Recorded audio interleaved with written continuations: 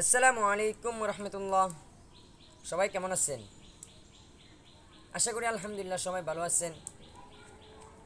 এই মুহূর্তে আল্লাহ তাআলার হুকুম জোহরের নামাজ আদায় করে এসে আপনাদের সম্মুখে কিছু মাসালা উপস্থান করলাম। আল্লাহ যেন এই মাসালাটা শুরু থেকে শেষ পর্যন্ত শেষ করবার তৌফিক দান করি। সবাই বলি আমিন। তো ভাই, যখন আমাদের কাপড় চোপড়ে ময়লা হয়ে যায় তখন ওই সময় আমরা সাবান ব্যবহার করি নাকি আতর ব্যবহার করি? অবশ্যই আমরা ওই সময় সাবানই ব্যবহার করি। কারণ আল্লাহ বলছেন, যখন তোমাদের গুনাহগুলো বাড়তে থাকবে তোমরা আস্তাগফিরুল্লাহ বেশি পড়বা।